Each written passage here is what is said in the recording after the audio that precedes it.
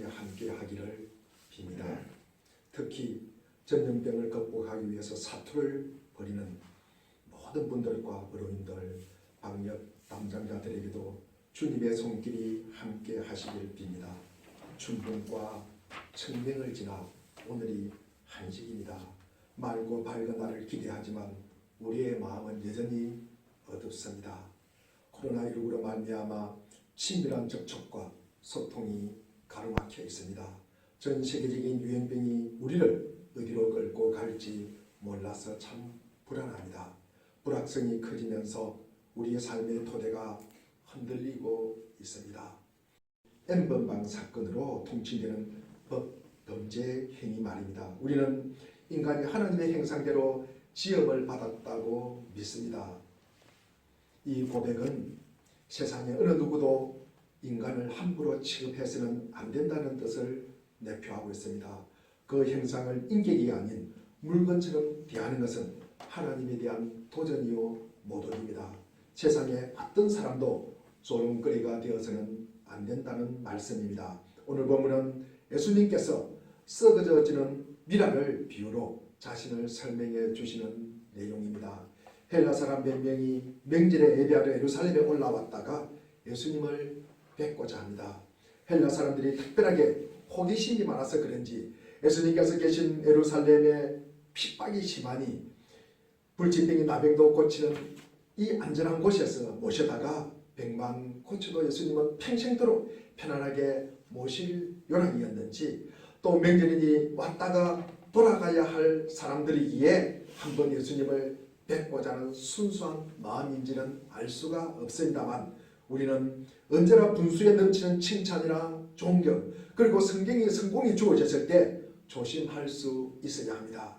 예수님께서는 베드로로부터 주는 그리스도시요 살아계신 하나님의 아들이십니다 라는 최후의 절정의 신앙 고백을 들은 후에 베드로를 향하여 너는 반석이라 내가 천국 열쇠를 내게 주겠다고 말씀하십니다.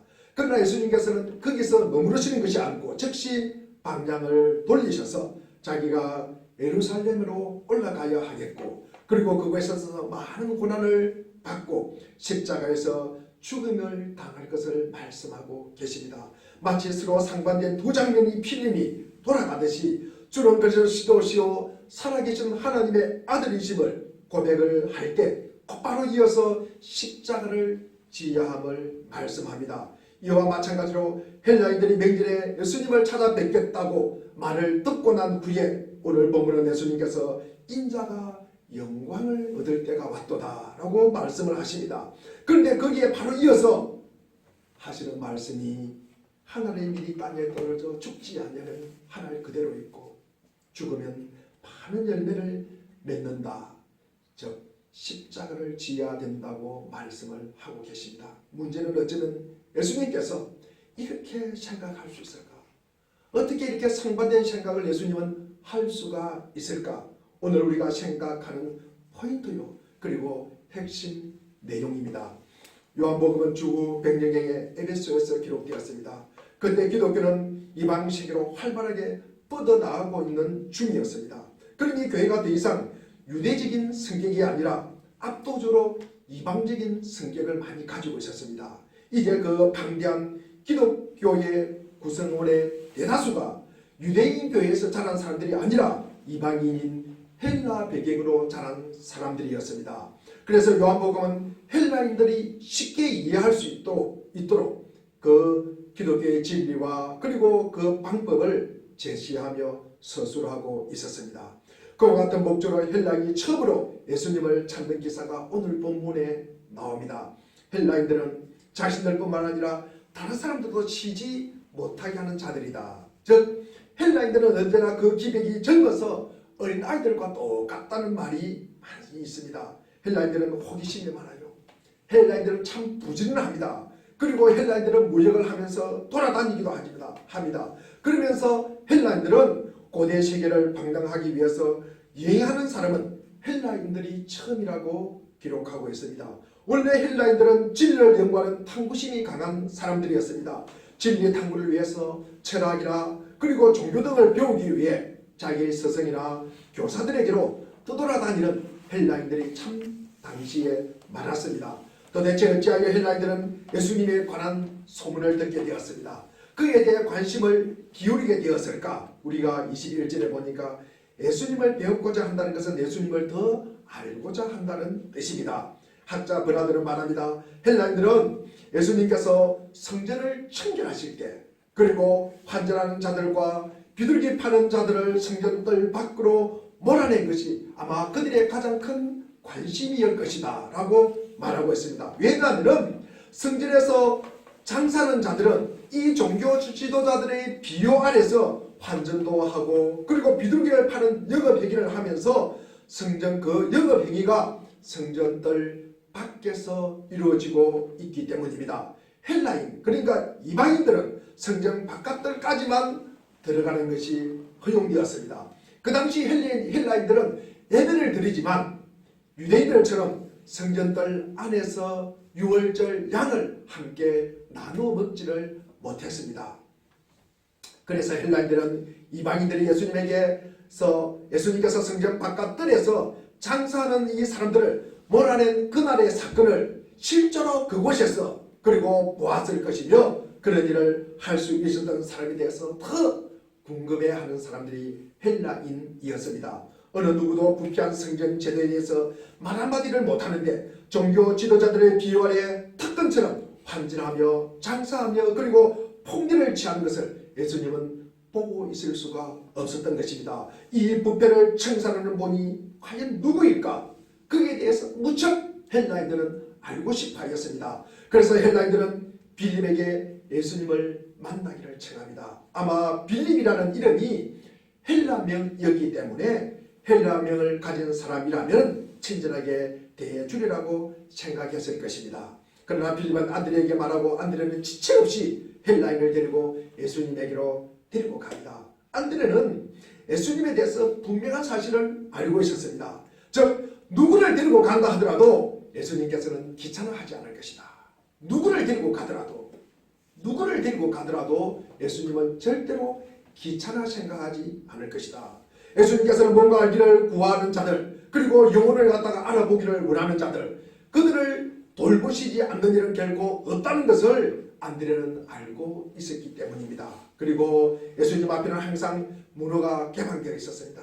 그 누구도 그 문호를 닫을 수 없다는 사실을 안드레는 알고 있었습니다. 그리고 더 중요한 것은 안드레는 어떤 문제를 가지고 예수님에게 가면은 해결을 받을 수 있다는 사실도 안드레는 알고 있었다는 것입니다. 여기서 예수님을 뵙기로 하는데 헬라인들은 묻지도 않은 대답을 하시는 예수님의 말씀을 우리가 보게 됩니다. 우리 23절에 보면 인자가 영광을 받을 때가 왔다면서 말씀하시기 시작합니다.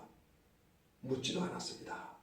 그런데 예수님은 이 비유대인 민족들이 자기에게로 몰려온다는 조짐에서 자기가 영광을 받을 때가 임박했다는 그 징조임을 예수님은 알고 있었다는 것입니다. 왜냐하면 예수님의 죽음과 부활과 성경의 오심은 이방 민족들이 올라오는 것이 모이는 것이 전제가 되었기 때문입니다. 우리 요한복음 11장 52절을 한번 보겠습니다.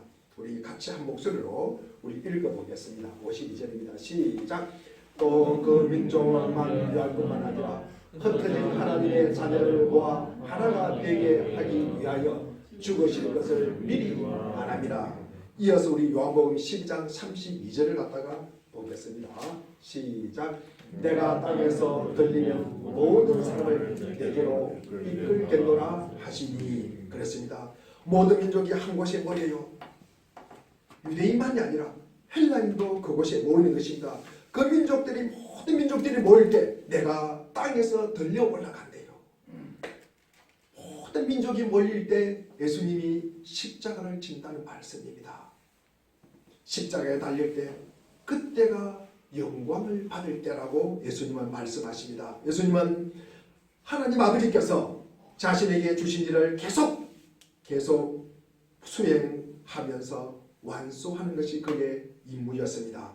이 몰려옴과 그 근거가 되는 사건이 바로 예수님의 죽음 사이의 영광관계는 오늘 24절에서 말씀하는 미랄이 떨어져 죽는 비유로 말씀을 하고 계십니다. 여기서 인자란 우리 단어는 다니엘 7장 13절에 나오는 단어입니다. 내가 밤에 이러한 환상을 보고 있을 때 인자 같은 이가 오는데 하늘 구름을 타고 와서 옛적부터 계신 분에게 나아가 그 앞에 섰다. 이 말씀을 우리 킹 제임스 버전에서는 그 주석을 잘못 해석하고 있다는 것이 대부분의 학자들의 견해입니다. 인자 같은 이가 옛적부터 항상 계신 자에게 와서 권세와 영광과 나라를 받았는데 그것은 보편적이고도 영원한 것이었다. 여기서 올바른 해석은 인자 같은 이가 아니라는 말씀입니다. 인자와 다른 이가 왔다는 말씀입니다. 우리가 다니엘 7장 1절부터 8절에 보면은 다니엘은 멸망해버린 세력의 권력을 묘사를 하고 있습니다. 즉 아시리아와 바벨론 그리고 메대와 바사, 이상할 만큼 잔인하고 야만적이어서 짐승의 모습을 빌려서 표현할 수밖에 없었다는 것입니다. 그것은 독수리의 날개를 가진 사자 바벨론을 이야기합니다. 그 입에 이 사이에 갈빗대 세기가 물려있는 곰, 이 메대를 이야기합니다.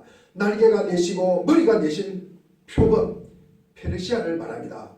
그리고 새로 된 이가 있고 10개의 뿔을 가진 무서운 짐승들을 표현하고 있습니다. 그들은 그때까지 멸망한 세력의 상징이었습니다. 그러나 이제야 세상에는 새로운 세력이 출현한다는 것입니다. 그리고 새로운 세력은 온유하고 인도적이며 자비로움이 충만하다는 말씀입니다. 그래서 그것은 더 이상 잔인한 이 짐승의 모습으로 묘사되지 않고 인간의 상을 갖고 표현되는 것입니다. 이것이 바로 순수한 사람들이 보았던 꿈이었습니다. 다니엘서에서는 어느 구절을 보아도 잔인한 시대는 사라지고 인간성을 회복한 시대로 새로 다가오고 있다는 뜻이 기록되어 있습니다. 그것이 유대민족의 꿈이었습니다. 그때 생활은 유쾌하고 그들은 세계를 제패할 주인이 될 것입니다. 그러나 어떻게 그런 한 시대가 출현할 수 있을까? 그들의 나라는 너무 작습니다. 그들의 나라는 너무나 미약했습니다. 따라서 인간의 수단과 힘으로는 이 황금 시대를 결코 오지 않을 것이라고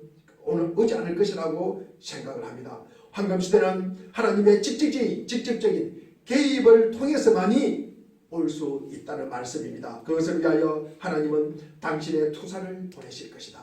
그래서 그들은 다니엘서에 서술되어 있는 환상을 생각했던 것입니다. 그리고 그들이 그 투사를 인자로 불렀던 것은 극히 당연한 것이었습니다. 한때는 단순한 상징에 지나지 않았던 말이 지금은 한 사람의 인물로 나타내는 칭호가 되었습니다. 인자는 하나님의 승리의 투사가 될 것이다. 유대인에게 인자는 하나님께서 보내신 불패의 세계 제패자입니다. 그래서 예수님께서는 인자가 영광을 받을 때가 왔다라고 말씀하신 것입니다. 예수님께서 그렇게 말씀하실 때 듣고 있던 많은 사람들이 한순간에 아마 숨을 죽였을 것입니다. 그들은 이제야 영원한 나팔 소리가 울리고 하늘의 군사가 행진하고 승리의 투사가 싸움을 시작할 것이라고 믿었던 것입니다. 그러나 예수님께서는 그들이 생각하는 뜻대로 영광을 얻는다고 말씀하신 것이 아닙니다. 그들이 이해했던 영광을 얻는다는 말의 뜻은 정복당한 이 땅 위에 여러 왕국이 승리자의 발 앞에 굴복할 것이었습니다. 그러나 예수님께서는 영광을 얻는다는 말로서 십자가에 못 박힌다는 것을 뜻하는 것입니다. 인자라고 말씀하셨을 때 그들은 하나님의 군사들이 승리를 생각하고 있었습니다. 그러나 예수님께서는 십자가의 승리를 말씀하고 계십니다. 그래서 예수님께서 하신 첫 마디는 그것을 듣는 자들의 마음을 흔들어 놓았습니다. 그들은 그 말을 계속 들으면서 당황하였고 그리고 놀라게 했을 것입니다. 이는 그들의 불신앙에서 비롯된 것입니다. 그러한 말은 승리자의 말이 아니라 희생과 죽음이라는 말로 되어 있기 때문입니다. 우리는 예수님께서 왜 그들의 생각을 뒤엎었을까?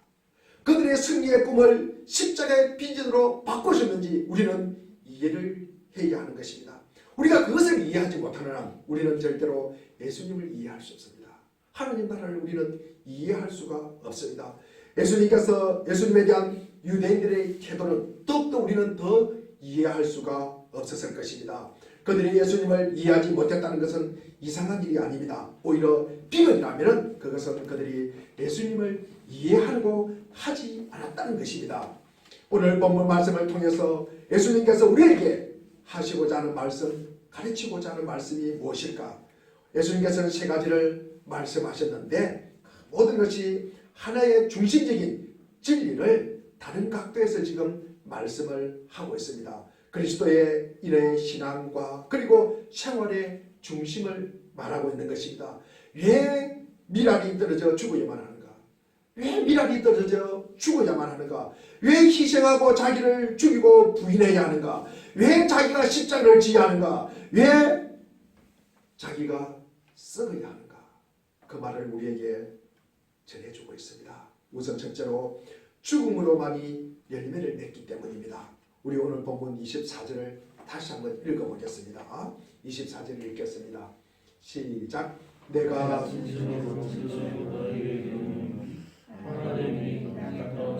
지체하면 하나를 그대로 읽고 죽으면 많은 열매를 맺느니라.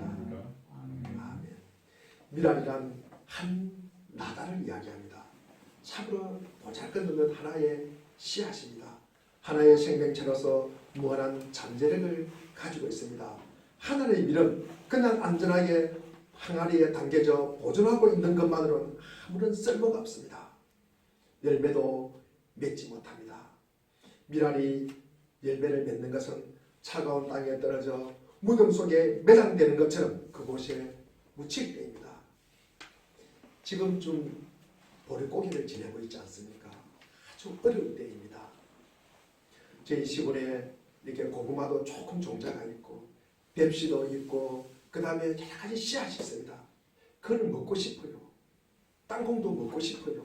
그런데 부모님께서 말합니다. 이거는 종자야. 이거는 종자야. 이거는 땅에 심겨져. 땅에 심겨져. 지금 우리 배고픔을 우리 그 씨앗을 종자를 남겨두는 것입니다. 그래서 그 씨앗이 참 귀중하다고 생각을 합니다. 지금 시골에는 농부들이 뱁씨를 뿌리면서 모판을 만들 때입니다. 그 뱁씨 하나리 땅에 묻혀서 새싹이 나고 그 싹이 번지고 번져서 가을 추수 때에 수백 개의 열매를 갖다가 맺게 합니다. 교회가 성장하게 된 것도 많은 순교자의 죽음에 의한 것입니다. 순교자의 피는 교회의 초석이라고 말합니다. 그들이 죽었기 때문에 교회는 산교회가 된 것입니다. 곡식도 마찬가지고 교회도 마찬가지고 나라도 마찬가지고 사람도 마찬가지입니다. 특히 선조들이 열심히 일을 해 두면은 그 후손들이 살기가 조금 수월합니다. 마찬가지입니다. 부모도 마찬가지입니다. 그렇지 않으면 그 후손이 살기가 참 힘이 듭니다.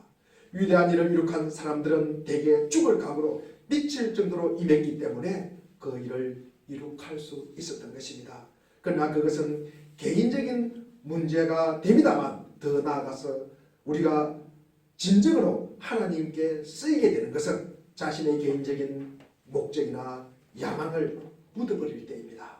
그래서 개인적인 욕심 그리고 야망을 매장해버릴 때 우리는 하나님께 쓰이는 자가 되는 것입니다. 죽음에 이르기까지 충성함으로써 인간이 가질 수 있는 가장 귀한 것을 가질 수 있고요. 그것을 지킬 수 있는 것입니다. 개인적인 야심과 욕심을 없앰으로써 사람은 하나님의 종이 되는 것입니다. 미라는 하나의 비유입니다. 그리고 말씀하시고자 하는 내용은 예수 그리스도의 십자가 죽음을 말하고 있습니다. 예수 그리스도의 죽음은 나의 죽음으로 받아들이는 우리의 그 중심이 변화가 일어나게 되는 것입니다. 주님의 죽음에 동참하는 십자가의 길에서 우리가 경험할 수 있는 것은 이것입니다. 우리 데살로니가전서 5장 23절을 우리가 한번 읽어보겠습니다. 시작. 평강의 하나님이 친히 너희를 온전히 거룩하게 하시고 또 너희의 온 영과 혼과 몸이 우리 주 예수 그리스도께서 강림하실 때 흠이 없게 보존되시기를 원합니다. 그래서 우리는 영과 혼과 몸으로 이루어졌다는 말씀입니다. 그래서 우리가 예수 그리스도의 십자가를 나의 죽음으로 받아들이는 것은 나에게 어떤 변화가 있을까? 나에게 어떤 모습이 드러날까를 하는 것입니다. 첫째로 신령한 영의 자유함을 누리는 것입니다. 그것이 영입니다. 그리고 우리는 알고 그리고 정이 있고 그리고 어렵게 되는 이 지정의와 관련된 우리의 인격, 이것을 우리는 혼을이라고 이야기합니다. 이 혼이 새롭게 되는 것입니다. 그리고 마지막으로 이 몸, 이 육은 다스리는 능력까지 십자가의 영향을 받게 된다는 말씀입니다. 이런 십자가의 사역은 영, 혼, 몸 이런 연속적인 과정을 거치기도 하지만 우리는 성령께서 항상 이런 순서로만 역사하지 않는다는 것도 우리는 알고 있습니다. 우리가 교회에 처음 나오면요, 영적인 부분을 추구하지를 못합니다. 우리는 영적인 것을 알지를 못합니다. 그래서 그냥 교회 다니면 내가 복받고 내가 건강하고 내가 출세하고 내가 합격하고 그러면서 육적인 것을 추구할 수밖에 없습니다. 보이는 것이 그것이니까요. 그래서 우리가 처음 교회에 오면은 이 몸을 추구하다가 그 다음에 또 혼이 우리의 지정의가 인격이 새로워지고 그 마지막으로 우리 영이 하나님을 만나게 된다는 것입니다.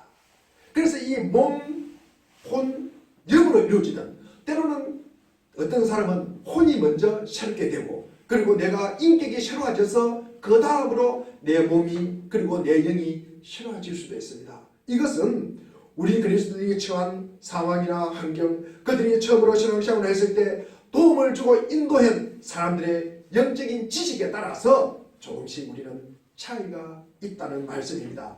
그리스도인들 중에는 주님이 쉽게 다룰 수 없는 이들이 있습니다. 그래서 주님은 각 그리스도인들이 처한 환경과 신앙 수준에 알맞게 각가지 다양한 방법으로 역사를 하십니다. 우리 안에 있는 이 하나님의 생명이 열매를 맺을 수 있도록 하기 위해서는 우리가 본성적으로 가지고 있는 이 생명, 헬라어로 푸시케라는 것은 이 생명은 필수적으로 죽어야 하는 것입니다. 그래서 땅에 묻혀서 죽어야 한다는 것이며 그렇게 될 때 부활의 능력이 나타나고 구원의 역사가 이루어지며 많은 사람이 살게 되는 생명의 기적이 바로 죽는데 거기서 시작된다는 말씀입니다. 세례 요한은 아주 선명하게 오늘 본문 말씀을 통해서 하나님이 어떻게 예수님의 죽으심을 통해서 세상을 구원하는 내용을 우리에게 이야기하고 있습니다. 열매 맺기를 원하시는 우리 모두에게 이런 은혜가 있기를 바랍니다. 두 번째로 죽음으로써 우리 영생을 지키고 그리고 보존하기 때문입니다. 우리가 25절을 우리가 한번 같이 읽어보겠습니다. 25절 시작. 자기의 생명을 사랑하는 자는 잊어버릴 것이요 이 세상에서 자기의 생명을 미워하는 자는 영생하도록 보존하리라. 그렇습니다. 자신의 생명을 사랑하는 자는 두 가지 목적으로 움직입니다. 26절에 자기의 생명에서 생명은 이 헬라어로 푸시티라는 이 육체적 생명을 말합니다.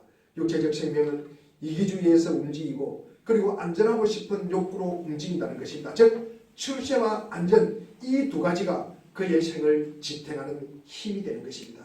예수님께서는 자신의 생명을 간직하고자 하는 자는 결코 그것을 잊어버릴 것이다. 자신의 생명을 써버리고자 하는 자는 결국에는 그것을 얻는다고 여러 번 주장을 합니다. 우리는 고린도후서에서 사도 바울은 우리의 몸을 하나의 질그릇에 비유하고 있습니다. 그리하여 보화가 질그릇에 담겨져 있다고 말합니다. 이 몸은 아무래도 흙으로 된 것이기 때문에 자꾸만 부서지고 깨어지고 고장이 나게 마련입니다. 그러나 이것이 깨어지면서 오히려 그 속에 참된 생명이 솟아납니다. 이것이 생명의 신비입니다. 우리는 26절 하반절에 영생하도록 영원한 생명에 이르도록 이 영생이라는 헬라어 단어는 조이라고 씁니다. 조이.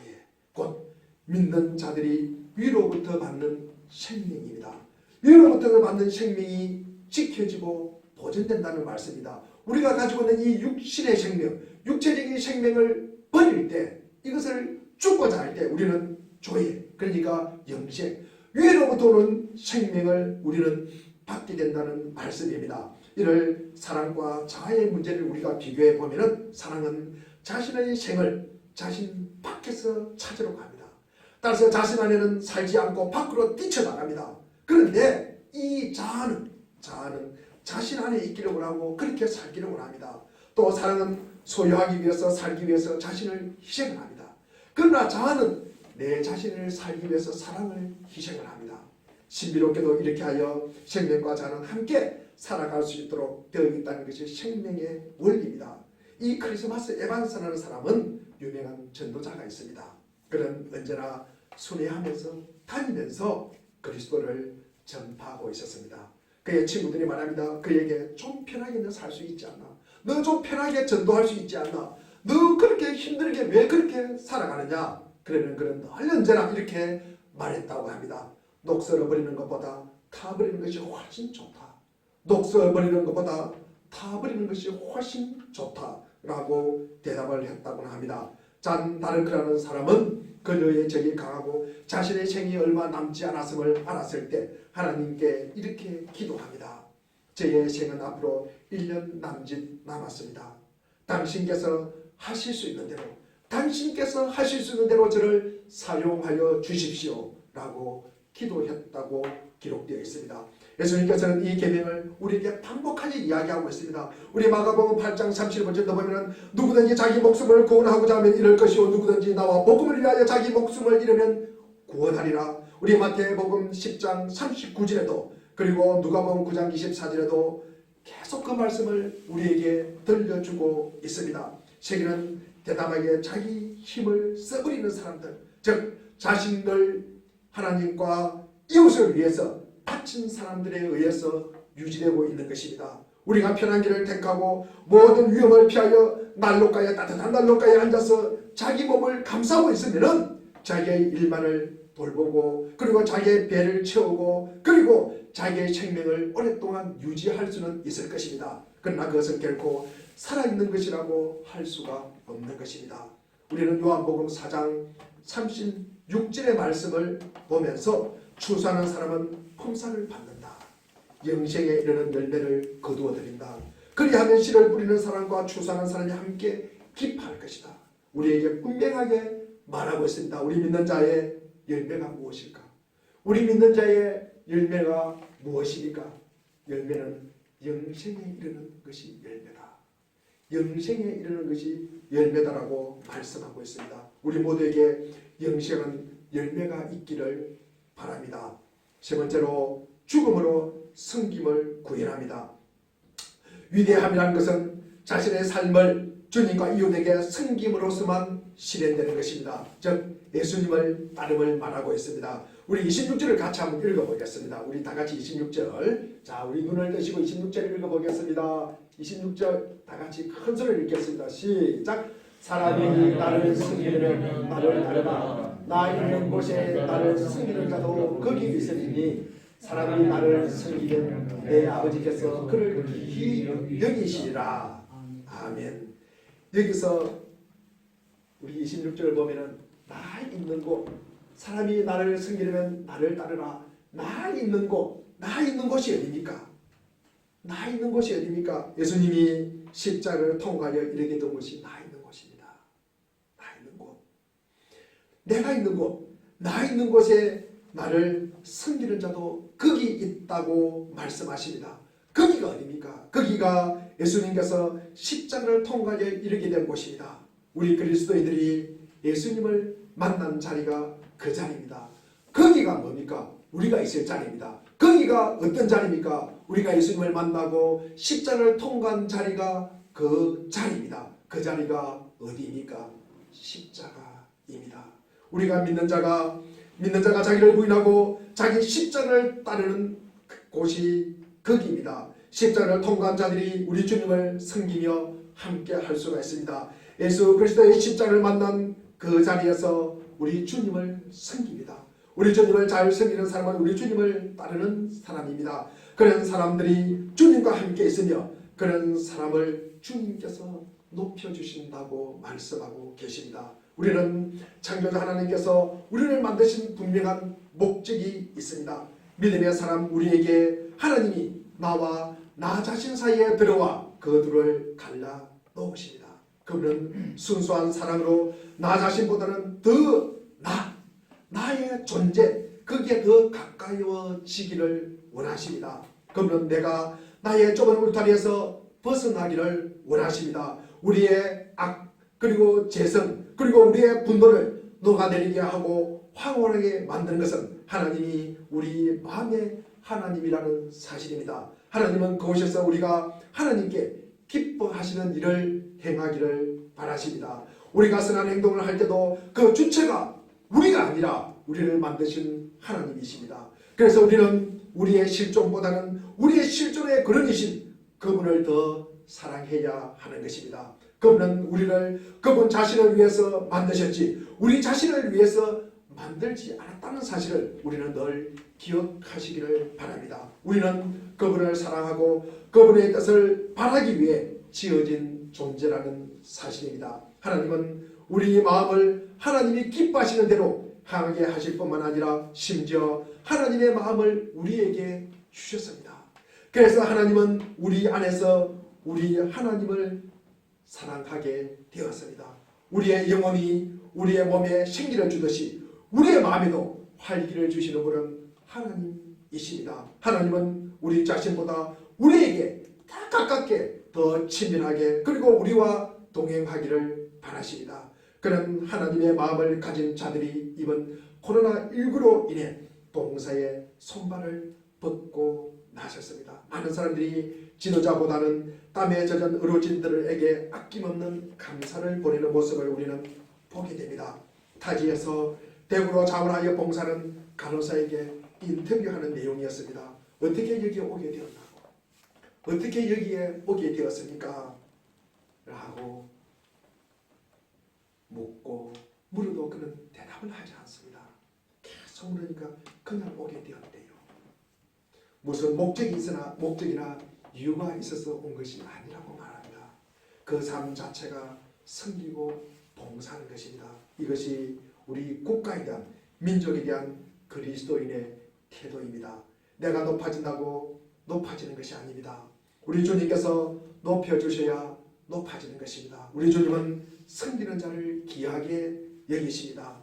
우리 영어의 단어에 보면은 이런 단어가 있습니다. 이게 뭡니까? 그죠? I. 이것은 무엇입니까? My. 이것은 무엇입니까? mine. 그죠? 예. 복수, 우리들, 우리 것, 이 소유격으로도 표현을 합니다. 이 단어를 쓰고 어느 목사님께서 물으셨대요. 이 단어 품사가 무엇입니까? 이렇게 물었대요. 그러니까 믿음 좋은 분이 이런 대답을 했대요. 대명사는 대명사인데 심리학적인 대명사라고. 나의 것을 가지고 내 것을 갖다가 움켜쥐고 있는 이런 심리학적인 대명사라고 이렇게 대답을 했다고 합니다. 오늘날 세계는 봉사정신이 사라지는 위기에 처해 있습니다. 오늘날 많은 사람들은 생활하고 일하는 것은 그저 거기서 우리가 무엇인가를 얻기 위해서입니다. 사람들은 부유해질 수 있겠지만 결코 사랑받지는 못할 것입니다. 사랑이 바로 인생의 가장 아름다운 부귀인데도 말입니다. 하나님께서 나와 우리를 만드신 뜻을 생각하면서 그분의 뜻과 그분의 목적에 합당한 삶이 되기를 바랍니다. 이것이 하나님을 섬기는 일이요 이웃을 사랑하며 봉사하는 일입니다. 영원한 생명은 아버지의 사랑 안에서 거하시는 예수님과 함께하는 일입니다. 오늘은 고난주간 종려주일입니다. 예수님께서 십자가를 지고 골고다로 올라가는 주간입니다. 우리는 영광을 얻을 때 십자가를 생각해야 합니다. 생명을 생각할 때 곧 죽음을 생각할 때 배고픈 자를 생각해야 합니다. 기쁜 일을 당했을 때 슬픈 이야기를 함께 생각할 수 있어야 합니다. 그래서 십자가의 길을 가는 그리스도인은 영광을 생각할 때마다 영광의 길을 생각해야 합니다. 그러나 우리는 영광만을 생각할 뿐 영광을 얻을 수 있는 길은 까마득해 잊어버리는데 잘못이 있습니다. 영광을 알고 영광을 생각했다면 영광에 이르는 길을 알고 따라야 합니다. 예수님께서는 그 길이 십자가의 길, 하늘의 밀이 땅에 떨어져 죽는 것을 말씀하고 계십니다. 예수님께서는 신혼 인생관을 갖고 우리에게 다가오셨습니다. 우리는 자주 정복, 권력의 장악, 그리고 지배하는 권력을 영광이라고 생각하고 있었습니다. 하지만 예수님께서는 십자가라는 영광을 구하고 계셨습니다. 예수님께서는 우리에게 생명이란 죽음으로만 가져올 수 있다. 그리고 생명을 다하는 것은 비로소 그 생명을 다함으로 그 생명이 유지가 된다는 것입니다. 그 생명이 보존된다는 것입니다. 그리고 봉사와 섬김으로 위대함이 구현된다고 가르치고 계십니다. 나와 우리 모두 그리스도인으로 좀 더 분명하게 하나님을 알고 그리고 예수 그리스도를 알게 하고 좀 더 우리가 예수 그리스도를 사랑하고 좀 더 가까이 예수 그리스도를 따르게 하고자 하니 이 고난주간을 보내는 우리의 삶의 이정표가 되기를 바랍니다. 그리하면 모든 지각에 뛰어난 하나님의 평강이 그리스도 예수 안에서 우리의 마음과 생각의 눈을 열어주시고 변화시켜 주실 것입니다. 기도하겠습니다. 좋으신 아버지,